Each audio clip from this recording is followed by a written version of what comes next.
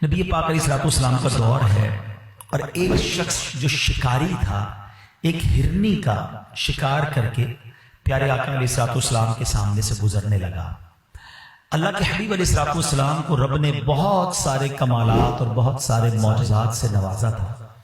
وہ جب ہرنی کا شکاری ہرنی لے کر آقا علیہ الصلوۃ والسلام کی بارگاہ سے گزرنے لگا تو اللہ کریم نے اس ہرنی کو بولنے کی قوت عطا فرمائی اور اس نے نبی پاک سے عرض کی، یا رسول اللہ صلی اللہ تعالی علیہ وسلم، میرے چھوٹے چھوٹے بچے دودھ پیتے بچے ہیں اور وہ بھوکے ہیں، شکاری نے مجھے شکار کر لیا ہے، آپ اس سے کہیے کہ کچھ دیر کے لیے مجھے اجازت دے کہ میں اپنے بچوں کو دودھ پلاؤں اور اس کے بعد میں واپس آ جاؤں گی۔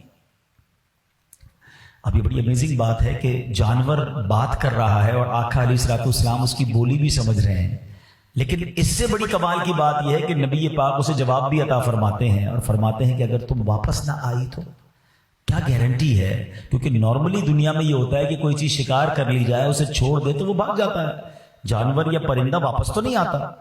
مگر نبی پاک علیہ الصلوۃ والسلام کی بارگاہ میں وہ ہرنی عرض کرتی ہے کہ حضور اگر میں واپس نہ آؤں تو مجھ پر اللہ پاک کی ایسی لعنت ہو جیسی اس شخص پر لعنت ہوتی ہے جس کے سامنے آپ کا ذکر کیا جائے اور وہ درود نہ پڑھے۔ حضور میں واپس نہ آؤں تو مجھ پر ایسی لعنت ہو کہ جو شخص نماز پڑھتا ہے اور پھر دعا نہ مانگے۔ نبی پاک علیہ الصلوۃ والسلام نے اس شکاری سے کہا کہ اس ہرنی کو چھوڑ دو، یہ تھوڑی دیر بعد واپس آ جائے گی۔ پہلے ہی وہ شکاری حیران تھا کہ جانور میرا گفتگو ان سے کر رہا ہے، اچھا اس نے نبی پاک کو بھی پہچانا نہیں تھا تو کہتا ہے کہ یہ واپس نہ آئی تو اس کی گارنٹی کیا؟ نبی پاک علیہ الصلوۃ والسلام نے فرمایا میں ضمانت لیتا ہوں یہ ہرنی واپس آئے گی۔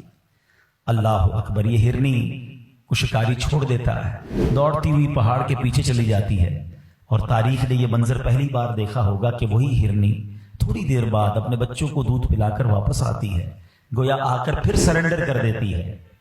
یہ اتنا ہی خوبصورت واقعہ، یہ انسیڈنٹ جاری ہے، مگر بات اور خوبصورت کیا ہو جاتی ہے کہ جبریل امین اب حاضر ہوتے ہیں اور نبی پاک علیہ الصلوۃ والسلام کی بارگاہ میں عرض کرتے ہیں کہ حضور اللہ کریم آپ کو سلام ارشاد فرماتا ہے اور ارشاد فرماتا ہے کہ میں آپ کی امت پر اس سے زیادہ مہربان ہوں جتنی ہرنی اپنی اولاد پر شفقت کرتی ہے۔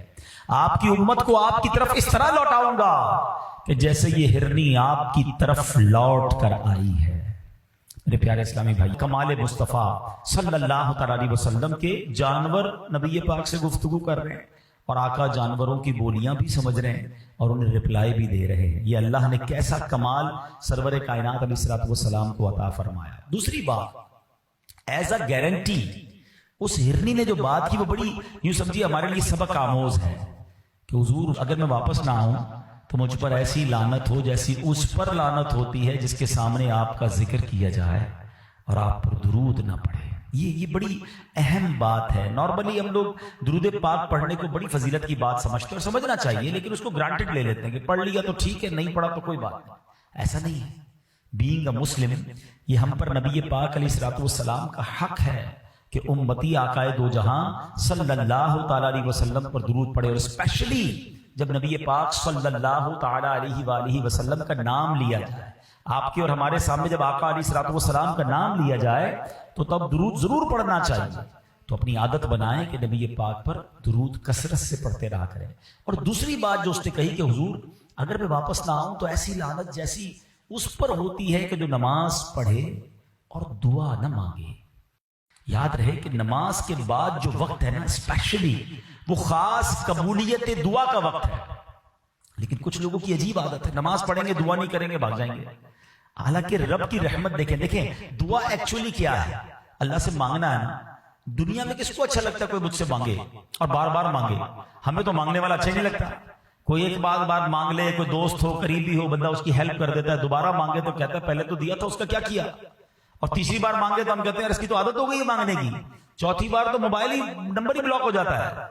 یہ ہے دنیا والے، مگر رب کی شان دیکھو، جو نہیں مانگتا رب اس سے ناراض ہوتا ہے اور جو جتنا مانگتا ہے اللہ اسے اتنا پسند کرتا ہے۔ کیسی شان کریمی ہے میرے مالک کی۔ قرآن میں اس نے فرمایا نا ادعونی استجب لکم، تم مجھ سے مانگو میں تمہیں عطا کروں گا۔ مگر ہم لوگ مانگنے میں ہی سستی کرتے ہیں، دعا مانگنے میں بھی کنجوسی کر رہے ہیں۔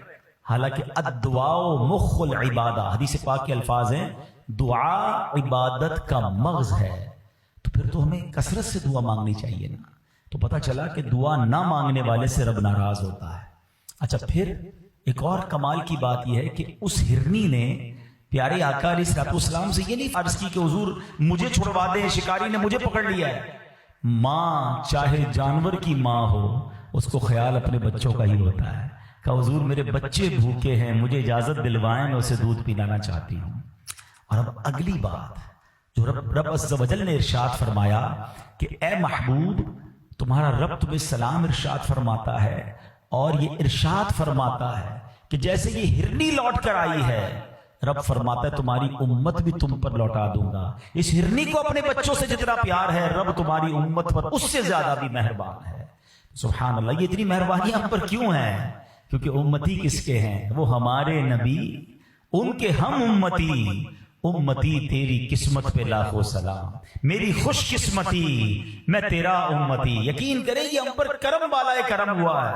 پچھلے دنوں سوشل میڈیا کے پر ایک پوسٹ بڑی گردش کر رہی تھی کہ 200 سے زیادہ ملک ہیں دنیا میں، 400 سے زیادہ مذہب ہیں، ہزاروں قومیں ہیں، یہ رب کا ہم پر کتنا بڑا احسان ہے کہ ہمیں امت محمدی میں پیدا فرما دیا ہے۔ یہ صرف اللہ کی مہربانی ہے، ہماری تو کوئی اوقات نہیں نا، بن مانگے دیا اور اتنا دیا، دامن میں ہمارے سمایا نہیں۔ تو بہرحال میرے پیارے اسلامی بھائیوں، اس ایک واقعے سے ہم کو یہ سبق مل رہا ہے کہ درود پاک جو ہے وہ کثرت سے پڑھنا ہے، اور بالخصوص جب نام مصطفیٰ صلی اللہ تعالی علیہ وسلم ہم زبان سے لیں یا سنیں، اسے ضرور ہمیں درود پاک پڑھنا چاہیے۔ تو درود پاک ہماری زندگی میں، ہمارے شیڈیول میں ضرور شامل ہونا چاہیے۔